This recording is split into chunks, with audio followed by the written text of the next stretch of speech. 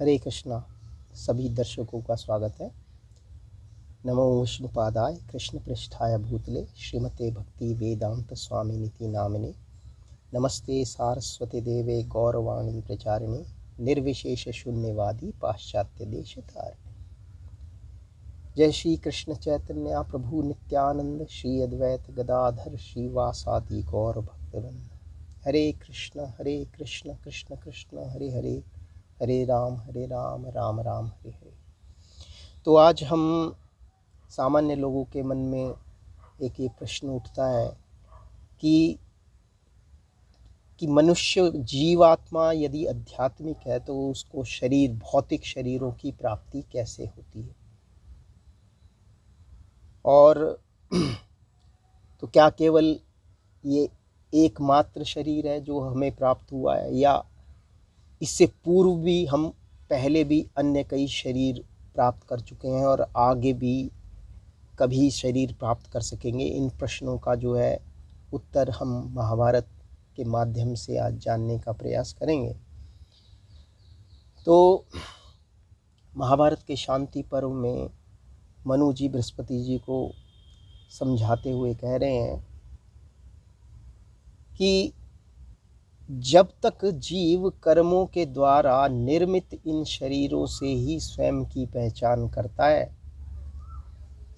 या स्वयं के अस्तित्व का आधार शरीर को मानता है, तो उसे नए नए शरीर प्राप्त होते रहेंगे।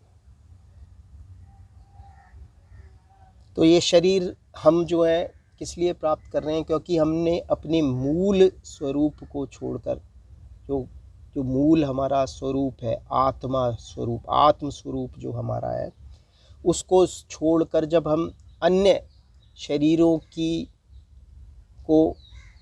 अन्य शरीरों से अपने अस्तित्व का तादात्म्य स्थापित कर लेते हैं, तो जो है तो फिर हमें नए नए शरीर मिलते ही रहते हैं। आगे मनु जी कह रहे हैं कि इस भौतिक शरीर की उत्पत्ति मन और कर्मों से होती है। और कर्मों का प्रारंभ कैसे होता है? कर्मों का प्रारंभ होता है इष्ट की प्राप्ति और अनिष्ट की निवारण की इच्छा से। तो और कर्मों का फल क्या है? कर्मों का शब्द, रूप, रस, स्पर्श और गंध, ये कर्मों के फल हैं।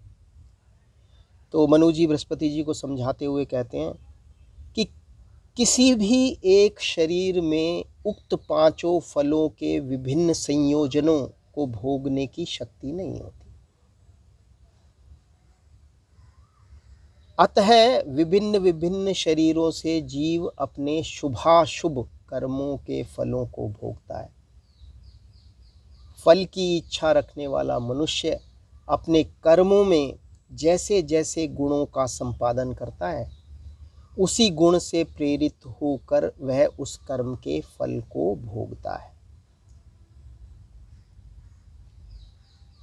तो जब तक हम अपने आत्म स्वरूप में स्थित नहीं होते, जैसे पिछले वीडियो में भी बताया गया था, मनु जी बता रहे थे बृहस्पति जी को कि किस प्रकार से मनुष्य आत्म दर्शन कर सकता है, आत्मा का अनुभव कर सकता है कि जब वो कार्य करे जो उसका जो उसके मूल स्वरूप के कार्य हैं। क्योंकि आत्मा जो है परमात्मा का अंश है, और अंश होने के कारण उसका जो है उसका मूल कर्म है, उसकी मूल रिस्पॉन्सिबिलिटी है, उसकी मूल ड्यूटी ये है कि वो परमात्मा भगवान की, परम पुरुषोत्तम भगवान की सेवा करे। और जब वो इस सेवा को भूल जाता है, जब वो अपनी वस्तु स्थिति को भूल जाता है, तो उसको जो है नए नए शरीरों की, भौतिक शरीरों की प्राप्ति होती है। जैसे श्री चैतन्य चरितामृत में कृष्णदास कविराज गोस्वामी जी कह रहे हैं कि कृष्ण भूलिया जीव भोग वांछा करी, निकटस्थ माया तारे झपटिया धरी। जब कृष्ण की सेवा की अपनी स्वाभाविक स्थिति को भूलकर जब जीव स्वयं को संतुष्ट करने का प्राप्त करता है, स्वयं स्वयं की इच्छा पूर्ति का प्रयास करता है, जैसे कि पहले बताया गया था ना कि कर्मों का प्रारंभ कहाँ से होता है? इष्ट की प्राप्ति। तो इष्ट की प्राप्ति और अनिष्ट का निराकरण, इससे जो है कर्मों की प्रारंभ होता है। और जब जब जब जब तक जीव कृष्ण की सेवा में लगा रहता है, स्वयं अपने अभिष्ट की प्राप्ति के लिए इच्छुक नहीं होता, अपने अभिष्ट के लिए कर्म नहीं करता, बल्कि कृष्ण के अभिष्ट के लिए, कृष्ण की प्रसन्नता के लिए कर्म करता है, तो वह अपने मूल आध्यात्मिक स्वरूप में बना रहता है। तो श्रीमद् भगवत गीता में भी कहा गया है कि ये शरीर जो है, हम एक शरीर को छोड़कर जो है दूसरे शरीरों को प्राप्त करते रहते हैं। जैसे कि भगवत गीता के 15वें अध्याय के 8वें श्लोक में कह रहे हैं, शरीरम यद्वाप्नोति यच्चापि उत्क्रमातीश्वरः गृहीत्वैतानि संयाति वायुर्गंध निवेशया।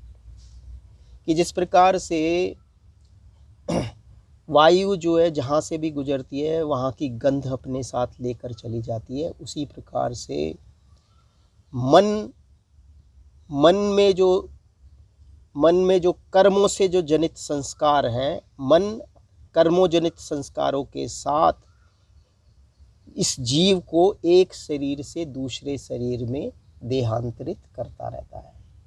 तो इस देहांतरण से बचने का एकमात्र यही उपाय है कि हम अपने मूल स्वरूप में स्थित होकर, जो कि कृष्ण का दास होना है, और उसके अनुसार ही कर्म करें, तभी हम जो है इस बार बार प्राप्त होने वाले शरीरों से छुटकारा प्राप्त कर सकते हैं। हरे कृष्णा। श्रील प्रभुपाद की जय।